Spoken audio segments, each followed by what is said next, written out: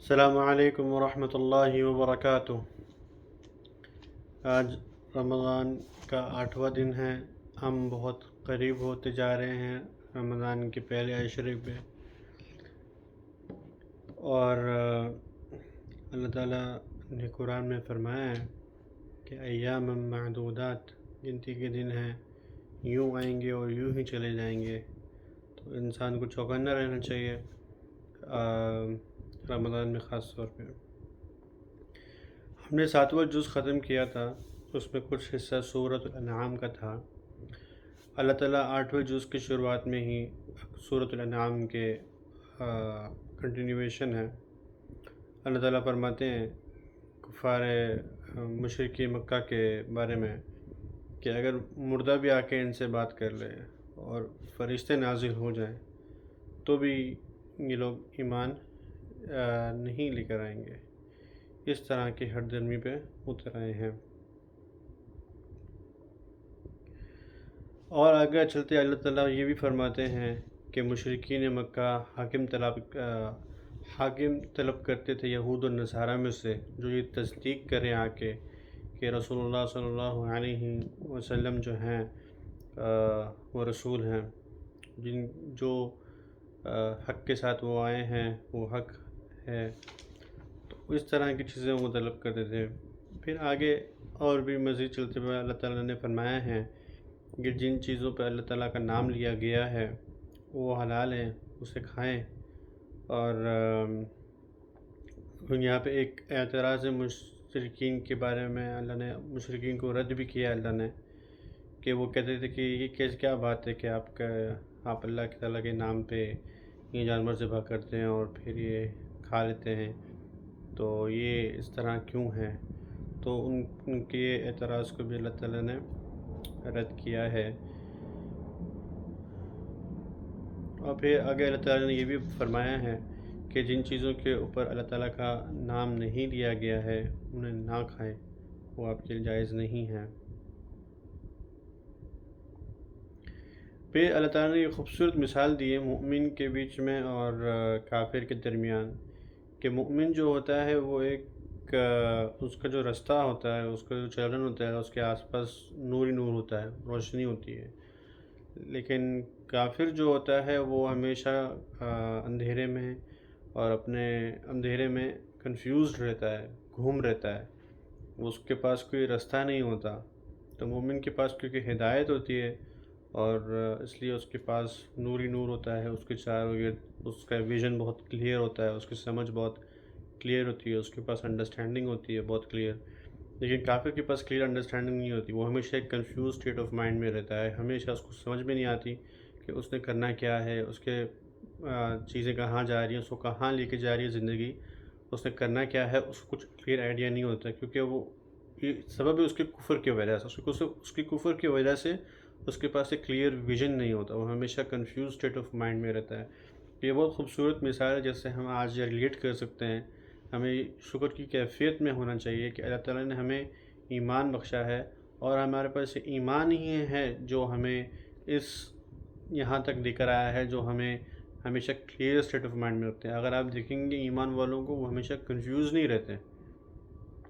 ان کے دل کے اندر، دماغ کے اندر کسی چیز کو لے کے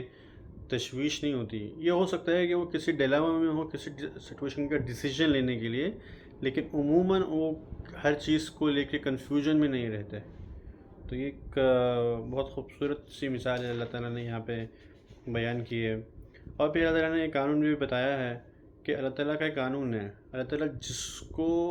ہدایت دینا چاہے اس کا شرع صدر فرما دیتے ہیں۔ اللہ تعالیٰ ان کو اس شخص کا شرع صدر فرما دیتے ہیں، اس شخص کو، جیسے حدیث میں بھی آتا ہے کہ رسول اللہ صلی اللہ علیہ وسلم فرماتے ہیں کہ جس کے ساتھ اللہ خیر کا معاملہ کرنا چاہے تو اس کو دین کے راستے پہ چلا دیتے ہیں، اس کو دین کی سمجھ دے دیتے ہیں۔ تو یہی ہے، بس ہم دعا کرتے ہیں اللہ تعالیٰ سے کہ اللہ تعالیٰ ہمیں ہدایت فرمائے، ہمارا شرح صدر فرمائے اور ہمیں دین کی صحیح سمجھ عطا فرمائے، یہ بہت ضروری ہے۔ اور اللہ تعالیٰ جسے گمراہ کرنا چاہے تو اس کا سینہ اللہ تعالیٰ تنگ کر دیتے ہیں، اس کو حقیقت سن کے بھی نا انسنی لگے گی، وہ صحیح پہنچ نہیں پائیں گے۔ اسی لیے آپ دیکھتے ہوں گے کہ اب بہت سارے لوگ ہیں دنیا کے اندر، اب تو اسلام بہت تیزی سے پھیل رہا ہے اور بہت تیزی سے شائع ہو رہا ہے، بہت تیزی سے براڈ کاسٹ ہوتا ہے، ایڈورٹائز ہوتا ہے، لیکن پھر بھی کچھ لوگ ہیں جو سنتے ہیں لیکن پھر بھی ان کے دلوں میں بات نہیں آتی۔ اللہ تعالیٰ نے ان کو اسی حال میں رکھا ہوا ہے، ان کے دلوں میں پردہ آیا ہوا ہے، کانوں میں پردہ ہے، آنکھوں میں پردہ ہے، کہ اس سب حقائق کو دیکھتے سنتے اور ہر چیز کرنے کے باوجود وہ نہیں پہنچ پاتے۔ پھر اللہ تعالیٰ آگے فرماتے ہیں کہ قیامت کے دن جنوں سے کہ آپ لوگوں نے تو بہت سارے انسان کو کیا کہتے ہیں گمراہ کر دیا ہے، بہت سارے انسانوں کو، تو تو پھر جواب دیں گے انسان کہ ہم نے بھی ان سے فائدہ بہت اٹھایا، ان لوگوں نے بھی ہم سے بہت فائدہ اٹھایا، تو ہم لوگ ایکول ہیں، اور پھر اللہ تعالیٰ ان دونوں گروہوں کو آگ میں پھینک دیں گے۔ اصل میں جو ہے نا وہ یہ ہے کہ آج کل صورتحال اس طرح ہیں کہ لوگ ایسے لوگوں کے پاس جاتے ہیں جو لوگ جنات سے فائدہ اٹھاتے ہیں، ذاتی فائدہ اٹھاتے ہیں، جو کہ غیر جائز ہے، اس کی کوئی شریعت میں اس کی اجازت نہیں ہے، لیکن وہ اس طرح کے کام کرتے ہیں تاکہ ان کو شارٹ ٹرم سکسیس حاصل ہو جائے، یا کسی بھی خنس ہے تو وہ نکل جائے، کس طرح کی حسد ہے جو وہ پوری کرنا چاہتے ہیں، اس طرح کے افعال کرتے ہیں۔ تو اللہ تعالیٰ ایسے دونوں لوگوں کو، شخصوں کو قیامت کے دن آگ میں پھینکیں گے، اور یہ دونوں ایک دوسرے سے فائدہ اٹھا رہے ہیں۔ جنات کا بھی فائدہ ہے کہ وہ انسانوں کو گمراہ کر رہے ہیں، اپنی طرف لے کے آ رہے ہیں، اور انسان جو ہے وہ ان سے فائدہ اٹھا رہے ہیں اپنے شارٹ ٹرم کے لیے، لیکن وہ اپنی آخرت کو گروی رکھ رہے ہیں، اپنے آخرت کو داؤ پہ لگا رہے ہیں۔ تو یہ تو بہت بڑا نقصان ہے، یہ صحیح چیز نہیں۔ پھر آگے اللہ تعالیٰ اعتراف فرما رہے ہیں کہ انسان اور جنات دونوں اعتراف فرمائیں گے، جب وہ قیامت کے دن جب وہ اپنا عذاب دیکھیں گے تو اعتراف کریں گے کہ بھئی ہاں ہم نے غلطی کی تھی، یہ ہمارے کرموں کا جو ہم نے گناہوں کیے ہیں یہ اسی کا سبب ہے جس کی وجہ سے آج ہمیں یہاں پہ آگ کی طرف پھینکا جا رہا ہے۔ پھر اللہ تعالیٰ آگے مزید فرماتے ہیں کہ ہر جو عمل ہے اس کا درجہ ملے گا، اس کی جزا ملے گی۔ نیک کرو گی، نیکی کا کام کرو گے تو اس کا جو بدلہ ہے وہ بھی نیکی ہے، اس کا بدلہ بھی جو ہے وہ بھی اچھا ہے۔ میں اگر کسی کا اچھا کام کر رہا ہوں دنیا میں تو اللہ تعالیٰ اس کا بدلہ بھی مجھے اچھا ہی دیں گے۔ اگر برائی کر رہا ہوں، برے کام کر رہا ہوں تو اس کا بدلہ پھر ظاہر سی بات ہے برا ہی آئے گا۔ اللہ تعالیٰ ہمیں نیک اعمال کرنے کی توفیق دے۔ پھر آگے اللہ تعالیٰ فرما رہے ہیں یہاں پہ کہ مشرکین مکہ کا کس طرح ان کی جہالت ان کے سروں میں گھومتی تھی۔ وہ کچھ چیز ذبح کرتے تھے تو اس میں بھی اللہ کو شریک ٹھہراتے تھے کہ اس کا آدھا حصہ جو ہے وہ ہمارے بتوں کے لیے ہے اور آدھا حصہ جو ہے اللہ تعالیٰ کے لیے ہے، لیکن کچھ چیز میں اگر ان کے بتوں میں شارٹیج ہوتی تو وہ جو نصیب جو حصہ وہ اللہ تعالیٰ کے لیے جو رکھتے تھے اپنے سیکریفائز میں سے، اپنی قربانیوں میں سے، تو وہ چیز اٹھا کے وہ پھر وہ اپنے بتوں کے پاس رکھ دیتے تھے کہ بتوں کو زیادہ ضرورت ہے۔ تو اس طرح کی ان کی خرافات تھنکنگ تھی جن کو اللہ تعالیٰ نے قرآن میں بیان فرمایا، اور بھی مزید خرافات تھنکنگ تھی ان کی، اور جاہلیت تھی کہ وہ کہتے تھے کہ ہمارے جو کیا کہتے ہیں اس کو جانور ہیں ان کے پیٹ میں جو ہے وہ صرف اور صرف ہمارے میل ممبرز کھائیں گے، فیمیل نہیں کھائیں گے۔ تو اس طرح وہ ان کی جو تھی تھنکنگ تھی۔ پھر اور بھی اللہ تعالیٰ نے آگے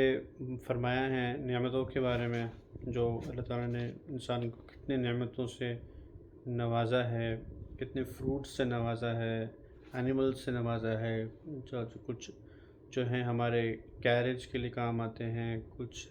ٹریولنگ کے لیے کام آتے ہیں، تو ان سب نعمتوں کا اللہ تعالیٰ نے ذکر کیا ہے۔ پھر آگے اللہ تعالیٰ نے اور بھی فرمایا کہ کس طرح یہودیوں نے اپنے اوپر ہی حرام کر لیا تھا ہر ناخن دار جانور کو، اور ہر ناخن دار جانور کو، تو اللہ نے ان کو اسی طرح پھر گمراہ کرنا شروع کر دیا اور مزید، کیونکہ یہود جو ہے وہ اپنے آپ پہ کچھ چیزیں حرام بھی کر لیتے تھے اور اپنے آپ پر حلال بھی کر لیتے تھے، تو جہاں ان کو جو مرضی آتی تھی وہ وہی کرتے تھے، جس طرح اللہ تعالیٰ نے ان کو فرمایا ہوتا تھا وہ ویسا نہ کرتے۔ پھر آگے اللہ تعالیٰ اور بھی فرماتے ہیں کہ جو چیزیں اللہ تعالیٰ نے حرام کی سختی میں سخت ہیں، جو ان کا ذکر کیا ہے، سب سے پہلی اور بنیادی چیز ہے کہ اللہ تعالیٰ کے ساتھ کوئی بھی شریک نہیں ہے عبادت میں۔ آپ عبادت کرتے ہیں تو صرف اللہ تعالیٰ کی ہی خالصاً اللہ تعالیٰ کی عبادت کرتے ہیں۔ پھر اس کے بعد اللہ تعالیٰ نے حکم دیا ہے والدین کا احسان کرنا، تو سب سے بڑی چیز جو ہے سب سے بڑی نافرمانی جو ہے اشراک باللہ کے بعد جو ہے وہ ہے والدین کے ساتھ احسان نہ کرنا۔ اگر کوئی شخص والدین کے ساتھ اچھا سلوک نہیں کرتا، نیک سلوک نہیں کرتا، تو یہ بھی پھر بڑے گناہوں میں سے ہے جو رائٹ آفٹر اشراک باللہ کے بعد اللہ نے منشن کیا ہے۔ پھر ان کے بارے میں اللہ تعالیٰ نے بتایا ہے جو فقر و فاقہ کے سبب پہ ڈر سے اولادوں کو قتل کرتے ہیں، اولاد نہیں چاہتے، ڈرتے ہیں کہ ہمیں فقر ہو جائے گی اور تنگ دستی کے ڈر تنگ دستی ہو جائے گی، تو ایسے لوگوں کا بھی اللہ نے ذکر کیا ہے۔ اللہ تعالیٰ فرماتے ہیں کہ ہم ان کو بھی دیں گے اور آپ کو بھی دیتے ہیں، تو اللہ تعالیٰ ہی سب کے رازق ہیں، تو تنگ دستی کے ڈر سے اولادوں کا قتل کرنا جائز نہیں ہے۔ اور اللہ تعالیٰ پھر فرماتے ہیں فاحشات کے طرف جانا، چاہے وہ ظاہری ہو یا باطنی ہو، کوئی بھی بڑے بڑے گناہ جس طرح کے زنا ہے، ان سب کا اس کا پھر ذکر اللہ تعالیٰ نے کیا ہے۔ پھر اللہ تعالیٰ نے بتایا کوئی کسی کو جان سے مار دے بنا کسی حق کے، کوئی کسی کو قتل کر دے، کسی کو مار دے، تو یہ بہت بڑا گناہ ہے جس کو اللہ تعالیٰ نے فرمایا ہے۔ یتیموں کا مال ہڑپنے سے اللہ تعالیٰ نے روکا ہے، اور اگر کوئی تجارت کرتا ہے تو اس کو چاہیے کہ وہ پورا ناپ تول کے چیز فروخت کرے، نہ کہ کمی پیشی نہ کرے، اس میں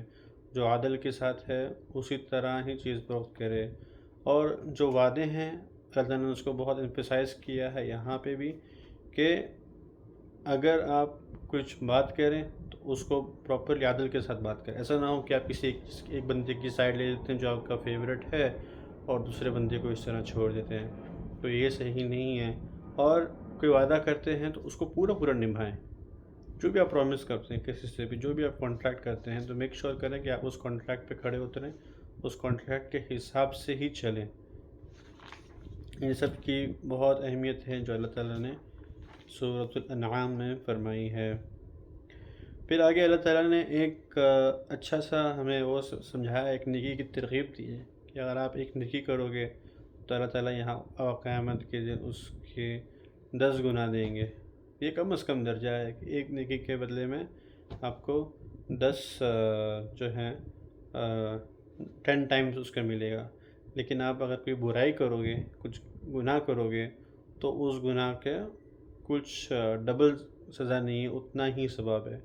تو یہ ایک سٹینڈرڈ بتا دیا ہے، یہ ایک منیمم وہ ہے، کیا کہتے ہیں، منیمم سٹینڈرڈ ہے، ڈیفالٹ سٹینڈرڈ ہے۔ اللہ تعالیٰ چاہے تو کسی کی نیکیاں ڈبل، ٹرپل اور ان لمیٹڈ بھی کر سکتے ہیں، اور عذاب بھی اس طرح کر سکتے ہیں، لیکن ایٹ منیمم سیم عذاب ملے گا۔ اس کے آگے چلتے اللہ تعالیٰ نے یہ سورۃ الانعام جو ہے اسی کے ارد گرد ہے، اور اسی سے اس کا خلاصہ ختم ہوتا ہے۔ اس کے آگے اللہ تعالیٰ نے سورۃ الاعراف اسی پارے میں ہے۔ سورۃ الاعراف بھی مکی صورت ہے، اور اس میں اس صورت میں کافی انبیاء کے قصے بھی ہیں، اور کی جو صورت ہے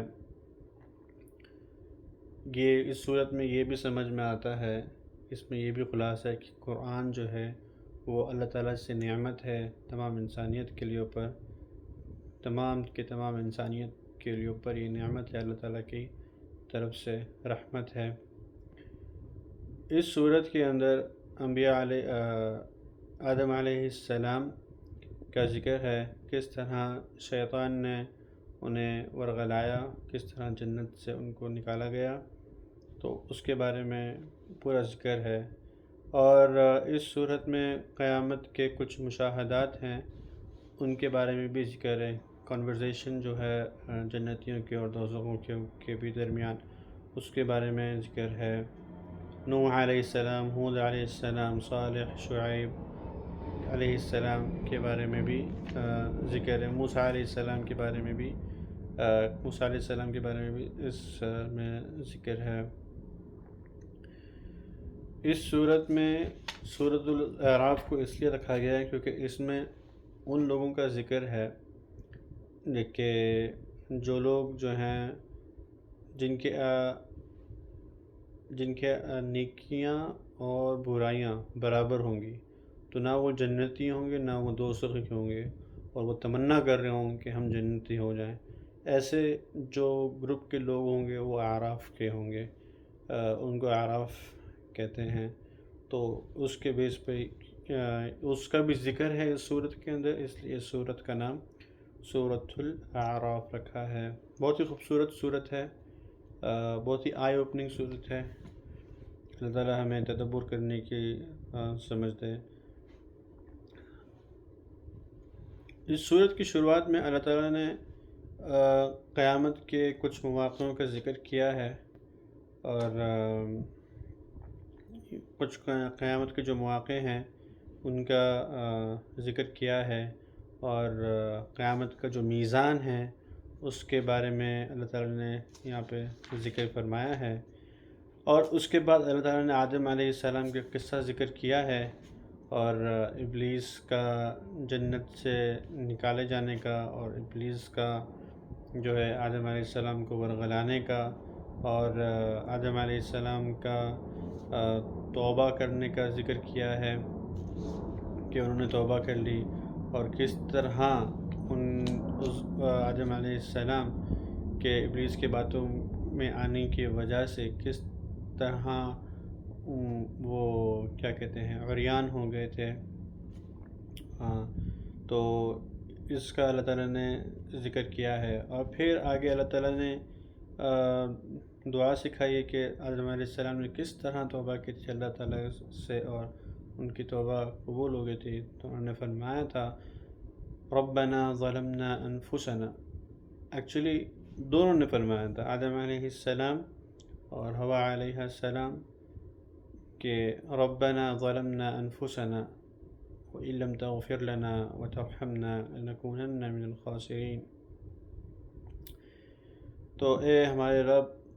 ہم نے خود اپنے جانوں پر ظلم کر دیا، وإن لم تغفر لنا، اور اگر آپ معاف نہیں کریں گے، وترحمنا، اور ہم پر رحمت نہیں فرمائیں گے، لنکونن من الخاسرین، تو ہم ضرور بضرور جو نقصان اٹھانے والے لوگ ہیں ان میں سے ہو جائیں گے۔ بہت ہی پاورفل دعا ہے، ہمیں چاہیے کہ ہم اس دعا کو اپنی دعاؤں میں شامل کریں اور اس کے استمرار رکھیں۔ پھر آگے اللہ تعالیٰ فرماتے ہیں کہ اچھا سا اور مزین لباس پہنو، کوریبل لباس پہنو، اپنے عورات ظاہر نہ کرو۔ جس طرح کے آج حالات ہیں، ہم جس طرح کی سوسائٹی میں رہ رہے ہیں، جس طرح کے حالات ہیں، اس طرح کو اپوز کرنے کے لیے کہ شیطان کا جو مین مقصد ہوتا ہے کہ انسان کو ننگا کرے، انسان کو حیا سے باہر نکالنا، یہ سب سے بڑا اس کا ایجنڈا ہوتا ہے۔ سب سے پہلے وہ نافرمانی کراتا ہے، اس ایک نافرمانی کرنے سے انسان اپنے حیا سے باہر نکل جاتا ہے۔ تو اسی طرح جب آدم علیہ السلام ان کی باتوں میں آ گئے اور انہوں نے سیب کھا لیا پھل سے، تو ہوا کیا، انہوں نے نافرمانی کر لی۔ تو جب نافرمانی کر لی تو وہ حیا سے باہر ہو گئے، جس کی وجہ سے ان کے کپڑے نہیں تھے، تو انہوں نے فٹافٹ، انسان کا تقاضا ہے، نیچرل تقاضا ہے کہ ان کو، انسان کو حیا کی ضرورت ہے، نیچرلی انہوں نے جا کے اپنے آپ کو کور کیا سب سے پہلے۔ تو اسی طرح جو بھی انسان اس طرح جب کسی برائی میں پڑتا ہے تو وہ ایکچولی حیا سے باہر ہو جاتا ہے، گویا کہ وہ انسان ابھی از وداؤٹ کلوز، سو اس کو چاہیے ہوتا ہے کہ وہ فٹافٹ توبہ کرے اور اپنے آپ کو کور کرے اور اس چیز سے باہر نکلے۔ تو انسان کا فرسٹ یہ ہوتا ہے، تو اس لیے ہمیں اس سے یہ بھی سیکھ ملتی ہے کہ ہم اپنی بہنوں کو، ماؤں کو، بیٹیوں کو یہ سمجھائیں اور ان کو فل کپڑے اور اچھے کے لباس کے ساتھ اپنے آپ کو کور کرنے کے لیے رکھیں، اور یہی ان کے لیے خیر ہے، اس میں انہیں کا تقویٰ ہے۔ جب انسان پورا کور ہوتا ہے، اس کے عورات پورے کور ہوتے ہیں اور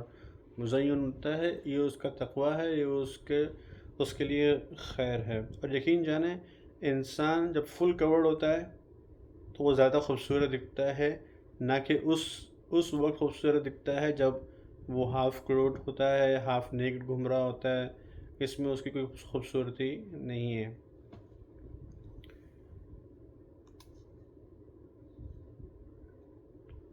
پھر آگے اللہ تعالیٰ نے ترغیب دی انسانوں کو کہ، اور فرمایا ہے، حکم دیا ہے کہ آپ جب مسجد جائیں اپنے سب سے بیسٹ کپڑے پہن کے جائیں۔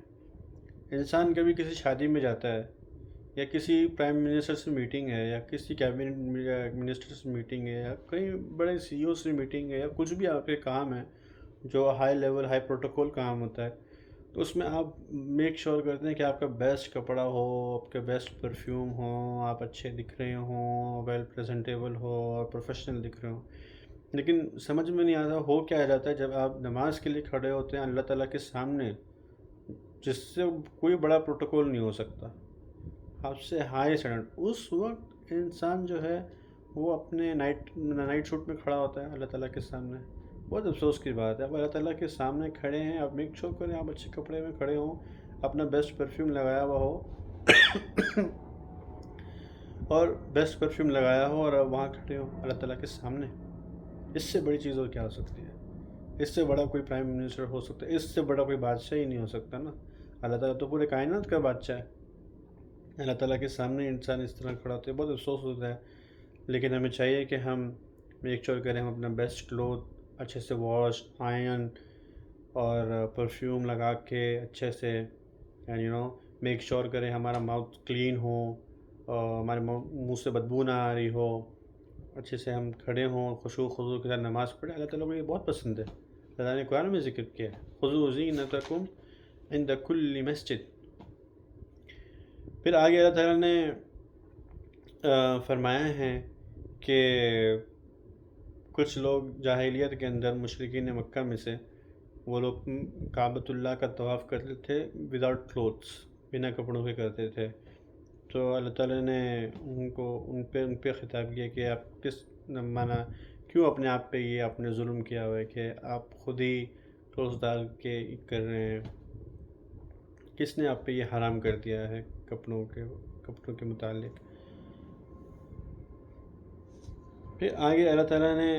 فرماتے ہیں کس طرح جو گمراہ لوگ ہیں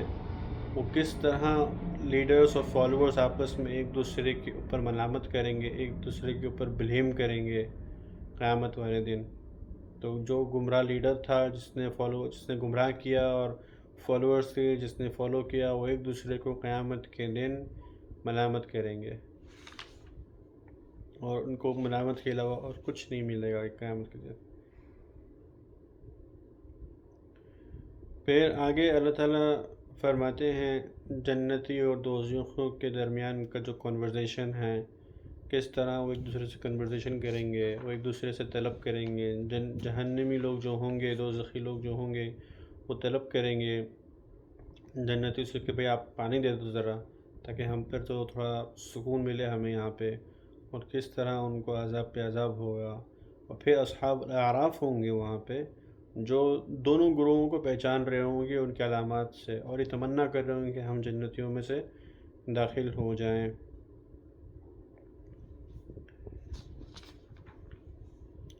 پھر اس کے آگے چلتے ہوئے اللہ تعالیٰ نے یہ بھی فرمایا ہے کہ آپ جب اللہ تعالیٰ سے دعا کریں، اللہ تعالیٰ سے مانگیں، تو آپ کے اندر ایک ہمبلنس ہو، ایک سینس آف ایٹیٹیوڈ نہ ہو، ایک سینس آف ہمبلنس ہو، اور ایک سینس آف اللہ تعالیٰ کی کیا کہتے ہیں، خشیت ہو آپ کے دل کے اندر۔ At the same time hope بھی ہو آپ کے پاس، لیکن یہ ایک بیسک ہے کہ آپ ہمبل ہو کہ اللہ تعالیٰ سے مانگیں، گڑ گڑا کے مانگے، تو یقیناً آپ کی دعا انشاءاللہ قبول ہوگی۔ آگے چلتے ہوئے اللہ تعالیٰ اسی صورت میں نوح علیہ السلام کا قصہ بیان کرتے ہیں تفصیلی طور پہ، اور پھر اسی کے بعد قوم ثمود کے بارے میں اللہ تعالیٰ بیان فرماتے ہیں، جن کو صالح علیہ السلام بھیجا گیا تھا، اور ان کے معجزے کے بارے میں بھی اللہ تعالیٰ فرماتے ہیں، اور پھر حضرت لوط علیہ السلام اور ان کی قوم کے بارے میں ذکر فرمایا، کس طرح اللہ تعالیٰ نے ان کو عذاب میں مبتلا کیا اور کس طرح ان پہ سخت عذاب فرمایا۔ پھر اس کے بعد قوم مدین، جن پہ شعیب علیہ السلام بھیجے گئے تھے، کس طرح ان کے لوگوں نے ناپ تول میں کمی پیشی کرتے تھے اور نہیں مانتے تھے، شعیب علیہ السلام کو جھٹلاتے تھے اور ان کی باتوں کو، ان کی ہدایات پہ نہیں چلتے تھے، تو ان کے بارے میں ذکر فرمایا۔ اسی کے ساتھ 8واں پارہ ہمارا ختم ہوتا ہے۔ آگے 9ویں پارے میں سورۃ الاعراف ہی کنٹینیو ہے، تو انشاءاللہ وہ پھر میں اگلے ویڈیو میں بتاؤں گا۔ بہت بہت شکریہ، جزاکم اللہ خیراً ہمارے ساتھ رہنے کے لیے اور ویڈیو پہ رہنے کے لیے۔ پلیز اس کو آپ شیئر کریں زیادہ سے زیادہ لوگوں تک۔ السلام علیکم ورحمۃ اللہ وبرکاتہ۔